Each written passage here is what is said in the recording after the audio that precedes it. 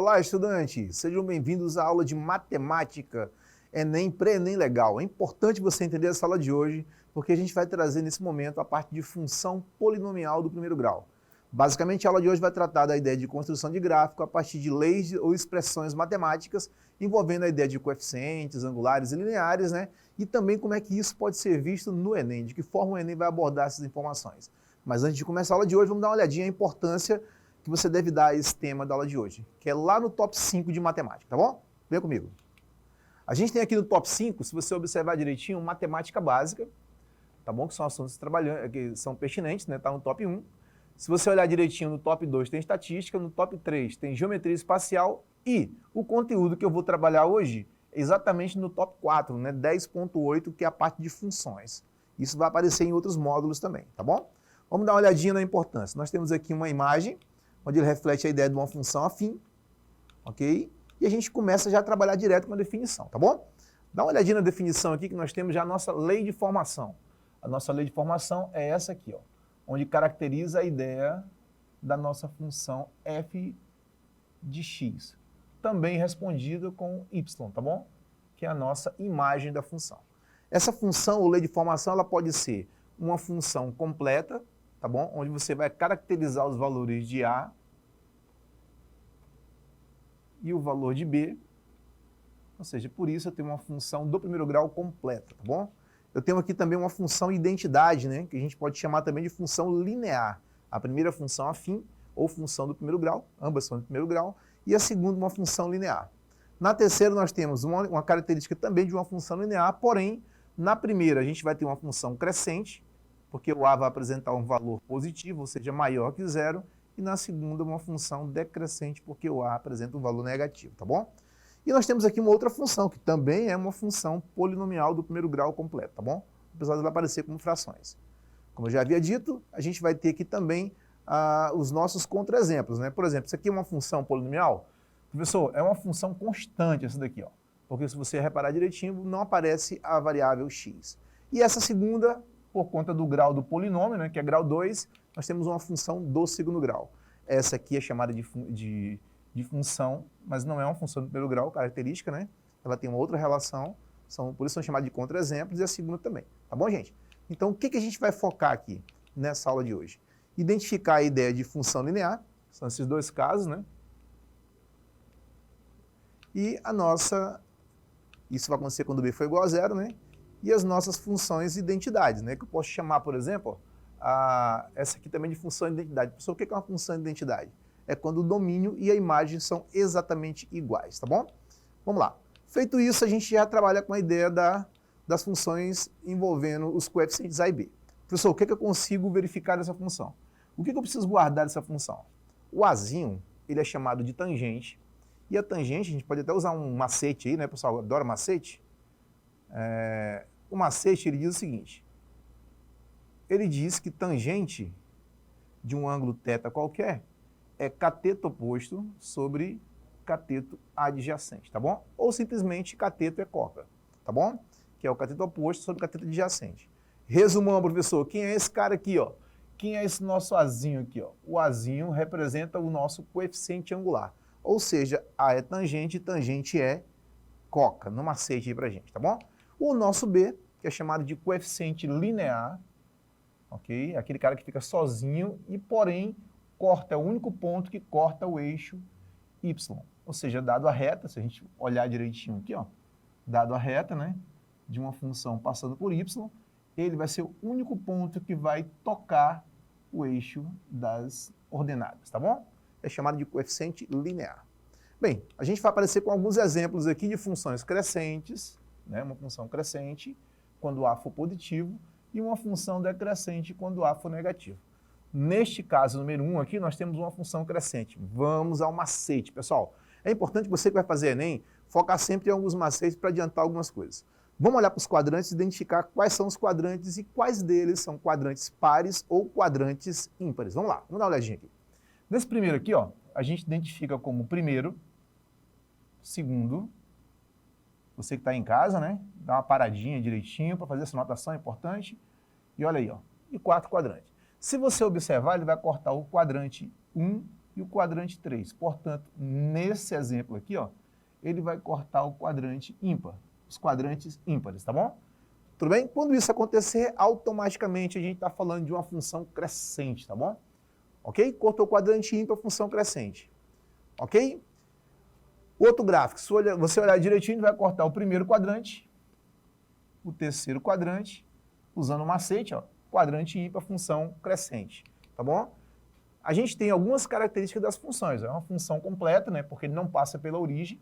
Automaticamente eu tenho aqui a ideia do zero da função, eu tenho um termo independente, ou seja, a função vai ser completa, né? Professor, quem é esse Bzinho aqui? O Bzinho, como a gente já havia dito anteriormente, né? O B representa a função e ele é aquele cara lá que a gente chama de termo independente, né? Que é o B, é o que está sozinho aqui, ó. Ou seja, o B ele pode ser negativo se ele estiver abaixo do eixo Y e ele pode ser positivo se ele estiver acima do eixo Y, tá bom? Professor, esse carinha que apareceu aqui, ó.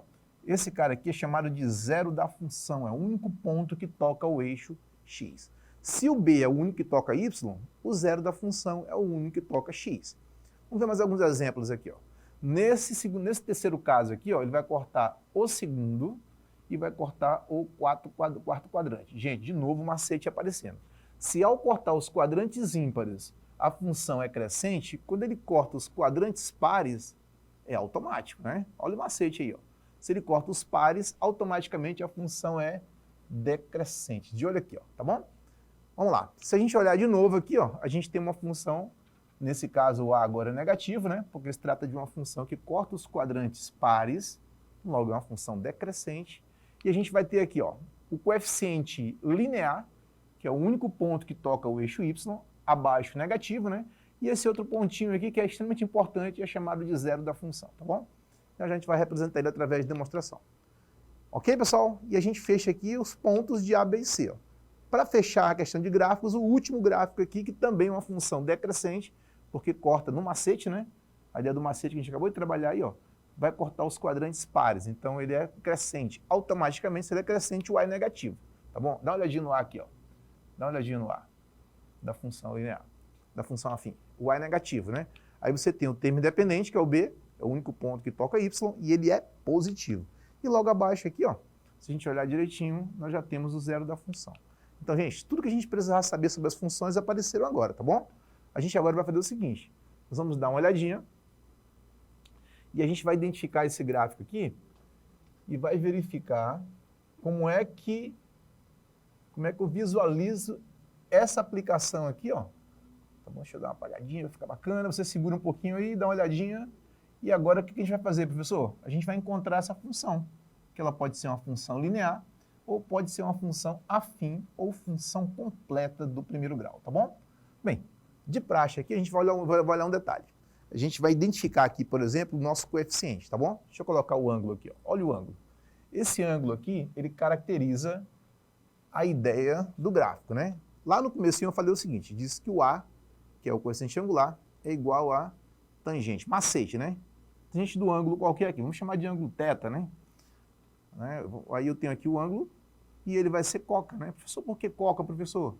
Porque vai ser o cateto oposto, que a gente vai chamar aqui de ΔY, sobre o cateto adjacente, que a gente vai chamar de ΔX, que é as variações, tá bom? Cateto oposto. Quem é o cateto oposto? É a variação entre 1 e 0, tá vendo? Olha o intervalo que eu tenho aqui, ó. Olha o intervalo que eu tenho aqui. Então eu vou ter A, que a gente já sabe que é tangente, vai ser 1 sobre... Quem é o cateto adjacente aqui, ó? Que é o ΔX. Vai de 0 a 2. Então ΔX vale 2. Gente, a gente falou que o único ponto que intercepta o eixo das ordenadas, tá vendo? Ó? Vai ser quem? O valor de B. Se o valor de B é o único ponto que intercepta o eixo das ordenadas, eu preciso aparecer com B aqui? Não, né? Não preciso colocar 0. Então a resposta, ou a lei de formação que dá conta desse gráfico é y igual a meio de x, tá bom? Tudo bem, pessoal? A gente já passou aqui pela primeira parte de conceitos, né? E a gente vai trabalhar um conceito básico que chama de zero da função. Pessoal, o que é o zero da função? Deixa eu escrever aqui a função, ou lei de formação, que é o ax mais b. O que significa trabalhar o zero da função? É chamar, olha só o que eu estou fazendo agora, ó. Eu estou chamando o f de x de Zero. Porque toda vez que eu identifico que a minha imagem é zero, o meu domínio vai gerar o valor de x. Se esse y agora vale zero, eu vou substituir ele por zero e vou obter essa relação matemática, tá vendo? Se eu trocar ambos de lugar, eu vou ter essa relação aqui, que é o ax mais b igual a zero. Se eu for isolar o x, que é o primeiro fundamento para você trabalhar com a ideia de equação, né? Esse b que é negativo, ele passa para o outro lado, aliás, é positivo, passa para o outro lado negativo. Esse a que está multiplicando, ele passa dividindo, né? Usando um pouquinho de macete, né? Ou divide o primeiro e o segundo membro por a. Então, eu vou ter menos b sobre a. Isso aqui é chamado de zero da função, que é o único ponto onde o valor, né? O ângulo toca, né? O valor de x, ou seja, esse aqui é o único ponto que toca o eixo x. Assim como o termo independente toca y, esse aqui é o único ponto que toca x. Aí nós temos aqui, ó, uma relação de função crescente. A gente já sabe que é uma função crescente, por quê, professor? Porque ele vai cortar o primeiro e o terceiro quadrante, tá bom? Já sei que o b é positivo, já sei que o meu coeficiente aqui, ó, que é esse cara aqui, ó, vai ser um cara negativo, tá bom? O resultado dele vai gerar um cara negativo. Quando eu vou para o outro lado, eu tenho uma função decrescente. Se você olhar de novo e lembrar do macete, esse aqui vai cortar os quadrantes pares, que é o segundo e o quarto quadrante, tá bom? Esse b automaticamente ele é maior que zero, porque está acima do eixo, e essa raiz aqui vai gerar, ó, um valor positivo, tá vendo? Então já tem umas relações necessárias para isso. Professor, cansei de conceito agora, e agora eu quero ver como é que isso funciona na prática, né? Vamos direto com um probleminha de matemática para a gente começar a aquecer os motores para, de fato, resolver as questões do Enem. Vem comigo. Um padeiro fabrica 250 pães por hora. A função que representa a quantidade de pães fabricadas P em função do tempo, em horas, é. Então nós temos algumas leis de formação aqui e ele te dá uma ideia. Professor, como é que eu começo a resolver um problema como esse? Você precisa montar esqueminhas, tá bom? No primeiro esqueminha, você pode utilizar a ideia de tabela. É uma ideia, tá, gente? Posso começar pela ideia de tabela. Vai ajudar bastante na hora de você raciocinar o teu problema. É uma sugestão, tem outras maneiras de fazer, só estou dando uma delas. Na primeira, eu vou estabelecer aqui o tempo, tá vendo? O tempo. E na segunda, eu tenho a ideia de pãezinhos, né? Que representa a ideia do nosso P aqui, ó. São os pães. Então, nós temos o tempo, nós temos o P. Gente, você tem um padeiro que está fabricando 200 pães por hora. Se esse padeiro, ele no zero momento, ele não começou o processo, é chamado de ponto de origem ou marco zero, né? Tudo bem? Origem do processo. Quantos pães ele fabricou em zero tempo? 0 pães. Ok? É uma maneira de você raciocinar. Se eu fabriquei 0 pães, o que eu vou me propor agora? Vou trabalhar uma ideia agora de um pão, porque ele está afirmando que ele trabalha 250 pães por hora. Tá vendo? Então, 250, uma hora, ele fabrica 250 pães. Na segunda hora, o que acontece? Ele vai dobrar esse valor. Ou seja, se uma hora ele faz 250, proporcionalmente ele faz 500 pães no segundo momento, tá bom? E assim sucessivamente. No terceiro momento, ó, ele já vai para 750, aí automaticamente o outro, em 4 horas, vai para 1000 e você já consegue estabelecer um padrão matemático. Segundo ponto, que é para poder resolver esse probleminha, eu vou estabelecer uma ideia de gráfico. Pessoal, é importante estar arriscando isso aqui, gente. Você está fazendo a prova do Enem, você precisa de fato usar os recursos que você tem. E a ideia de trabalhar com gráficos, imagens, é importante. Se no marco zero ele começou a trabalhar, né? Ele vai ter quantos pães nesse momento? Nenhum, certo? É o marco zero, o marco de partida. Tudo bem, gente? Aí eu vou estabelecer agora, na primeira hora, na segunda hora, na terceira hora e assim sucessivamente. Na primeira hora, ou na 0 hora, né? A gente começa aqui, ó. É o nosso ponto de partida.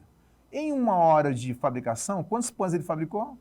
250. Então tem um primeiro momento aqui, ó, de construção, que é 250 pães, tá bom? Lembrando que o Y representa o nosso P de pães, tá bom? E o nosso X representa o nosso tempo. Ok, pessoal? Feito isso, ó, o que eu faço? Eu vou ter 250, primeira relação, 2 horas, eu já dobro esse valor, né? Vou para 500 pães. 3 horas depois, olha o que está acontecendo com o meu gráfico aqui, ó. Olha o que está acontecendo com o meu gráfico. Tá vendo? Está vindo de marco zero e está subindo o valor. Quando ele chega aqui, ele já está em 750, tudo bem? Professor, eu preciso de uma lei de formação. Primeira coisa que eu preciso entender, essa aqui é uma função crescente ou decrescente? Gente, ele corta o primeiro e o terceiro quadrante. Quadrante ímpar e função crescente. Se você olhar aqui e observar, ó, os valores que vão multiplicar o x aqui neste caso, tá bom? Neste caso, eu tenho um deles aqui, ó, que é um valor negativo. Então, eu já vou usar o gabarito a meu favor. Se eu sei que a função é crescente e o valor que multiplica t não tem que ser positivo, a letra C já está cancelada, tá bom? Automaticamente só identificando se a função é crescente ou decrescente. Se ele tem um marco zero como partida, o que é um marco zero? Não é o B? Então, vou olhar e verificar qual dos B começa por zero. Letra A está cancelada. Professor, se o B começa por zero, está no páreo. Está no páreo, mas se você observar direitinho, o que é que eu tenho ali? Eu tenho uma função que é 250 dividido por t, tá vendo? Olha como é que vem a fração aí. Então essa aqui não representa uma função polinomial do primeiro grau, tá bom? Aí ficou entre a D e a letra E. Porém, eu não tenho B aqui, mas se você olhar para uma característica aqui de uma exponencial, a variável t sempre está no expoente, tá bom? Então, o que nós temos aqui? Nós temos uma função exponencial na letra D e não uma função do primeiro grau. Só por eliminação, eu já identifico que a resposta correta é a letra D de dado. Tá bom? Vamos lá? Vamos seguir na próxima? A gente tem outro probleminha aqui que envolve alguns cálculos, né? E a gente tem a ideia do Marcelo que trabalha em uma loja de brinquedos, seu salário mensal é representado por uma função dada. Aí eu tenho uma função aqui que diz o seguinte, onde x representa... Gente, quando você vai organizar um problema como esse, é importante você levantar dados, né? Então você tem o S e tem um x. Ele diz assim, x representa o total de vendas. Então x são as vendas. Okay? É importante identificar quem é quem. Num dado mês, o Marcelo recebeu. Então, esse valor aqui é o que? É o valor recebido, né? Ou seja, o valor. Vamos chamar de valor aqui, tá bom? Estabelecido? Então, já tenho o que eu quero no problema. Dado a lei de formação, ó, ele quer saber o seguinte. Quando o Marcelo receber 1.250, quantas vendas serão efetuadas, né? Aí eu venho aqui na minha lei de formação, que é o S igual a 0,02x mais 50, né? E eu vou estabelecer uma substituição. O valor vendido não é 1.250, então aonde tem o S, eu vou substituir por 1.250. Aí vai ficar 0,02 x mais 50. Aí eu vou ter o quê? Vou trocar ambos os valores de lugar, tá bom? Então eu vou ter 0,02x mais 50, tudo isso igual a 1.250. Professor, o que o senhor fez? Professor, eu só troquei de lado, tá? Primeiro membro e segundo membro. Aqui, eu posso melhorar meu cálculo. Eu vou lembrar que 0,1 é o mesmo que 1/10, tá bom? 0,01 é o mesmo que 1/100, tá bom? Usando essa lógica aqui, ó, eu vou lembrar que 0,02 é o mesmo que 2 centésimos. Por quê? Uma carga decimal, 1 zero. Duas cargas decimais, 2 zeros, tá bom? Então, mais igual a 1.250. Esse 50 que está positivo, troca de igualdade vem negativo, tá bom? Não esqueçam de parar o problema, tentem resolver sozinho, depois você vem verificar a explicação, tá bom? Aqui eu vou trabalhar já meio pelos extremos, né? Vai ficar x igual a... Aí, gente, o que acontece com 2? 2 vem dividindo, correto? Aí aqui ficou 1.250 menos 50, ficou 1.200, tá vendo? Professor, e esse 100 aqui? Se quiser segurar o 100 um pouquinho, pode segurar, não tem problema. Se não, já multiplica lá, ó. Vai ficar vezes 100. 12 dividido por 2 já dá 60, né, gente? 12 por 2 dá 6, acrescenta os 2 zeros, vai dar 600, multiplica por 100, ou seja, vai correr duas cargas decimais a mais, né? Vai acrescentar, então vai ficar aqui, ó. Vai ficar 60.000, tá bom? Alternativa correta, letra B de muito bom, ok? Então, gente, ó, para a gente finalizar aqui, ó, a gente vai ter uma questão específica do Enem, tá bom? E eu quero que vocês observem uma questão, uma relação como essa aqui do Enem, como é simples a trabalhar. Enem 2019, uma empresa tem diversos funcionários, um deles é gerente e recebe R$1.000 por semana. Os outros funcionários são diaristas, cada um deles trabalha 2 dias por semana, recebendo R$80 por dia. Importante, são quantos dias?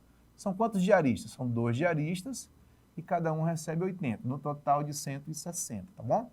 Aí você tem o quê? Uma relação chamando x de quantidade e y em reais, que esta empresa gasta semanalmente para pagar seus funcionários, você vai estabelecer o seguinte, ó, o número de funcionários é x menos 1, porque você não pode contar com o diarista, tá bom? Com o gerente. Então, só o diarista. Então, você tem uma expressão do tipo 160, professor, por que 160? Porque são 2 funcionários. X menos o gerente, mais 1.000, que é o que se leva por semana. Faz um chuveirinho, vou ter 160 vezes 1, 320. Subtrai isso aqui, ó, eu vou obter 840, tá vendo? Ó? Ou seja, tem uma ideia do coeficiente de maneira bem direta e a alternativa correta, a letra D de dado, ok? Pessoal, foi um prazer estar aqui com vocês novamente. Um abraço a todos e até a próxima.